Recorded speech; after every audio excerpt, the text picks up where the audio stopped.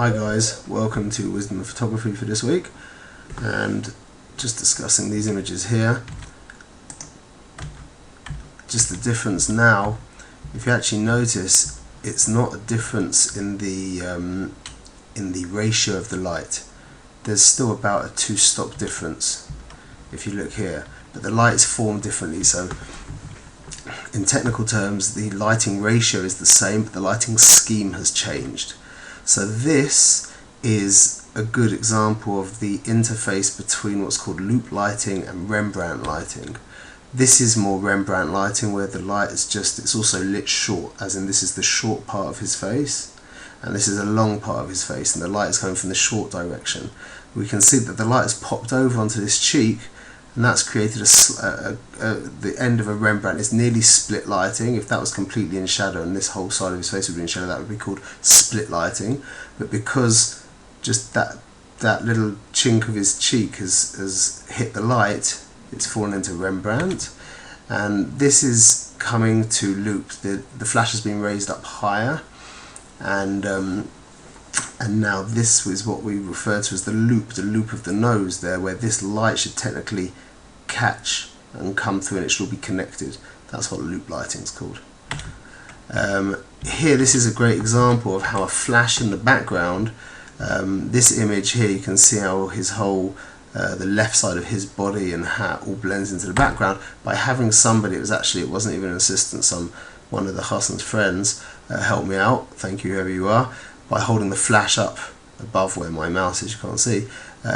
Just a bare bold flash that just picked out that line over there, made a dramatic difference, really a dramatic difference. This is actually again a nice example of not so much a change in the ratio of the light, but a change in the scheme of the light. The ratio is to do with how dark the shadows are compared to the highlights and the midtones, which in this case is about 2 stops. The scheme is where you put the flash. So you could have a very dramatic lighting scheme, which would be the shadow falls here and the highlight is over here, with a very undramatic, easygoing ratio, which means this would be just a teeny drop darker than this area over here. So this is not a teeny drop darker, it's about 2 stops difference. So this is the ratio, the darks compared to the lights, and the scheme is how light the lights are and how dark the darks are. Now this is a difference not in scheme but in ratio. Perfect example where the actual scheme is completely the same. This is a Rembrandt light. Again, it's Rembrandt and loop have an area where they kind of blend into each other, but this is a difference in ratio. Look how dark the difference is here between this shadow and this shadow. There's a difference of about 2 stops. So this is a ratio of about 4 stops, maybe 3.5.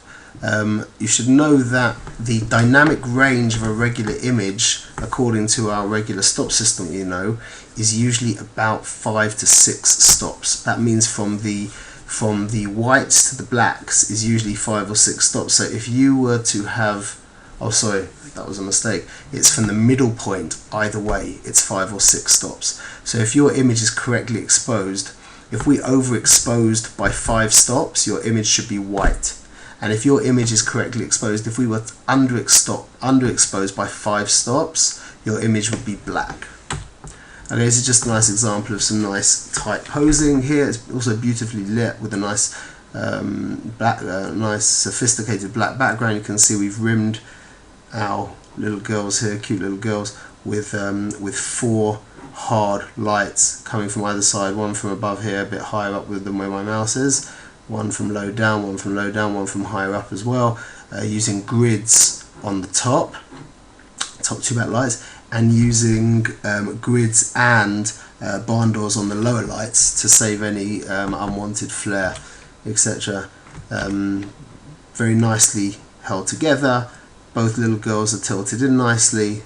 A teeny bit too much shadow here maybe, but that would be difficult to remedy without blowing, or maybe not. We could have put a little bit more light maybe on the left side. I think the lighting ratio is a bit too heavy, but the scheme is nice.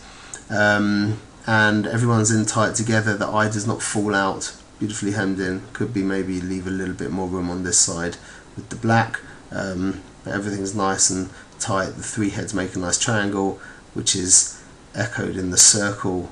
There's a double triangle if you like over here, but the whole thing comes together, it's nice.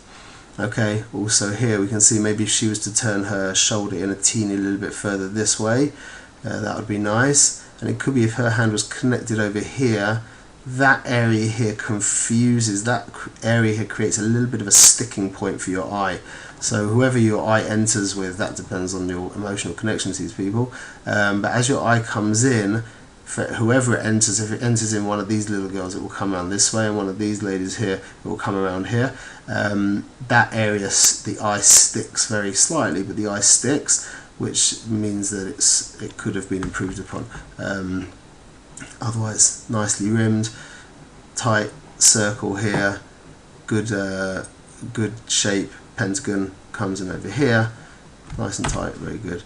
This is just an example of letting a little bit of fill light. The truth is I actually did this not in the right. I feel that the light, the extra ambient light, improves this image slightly, but this was my second image. It's the difference between a 60th of a second and a 100th of a second. So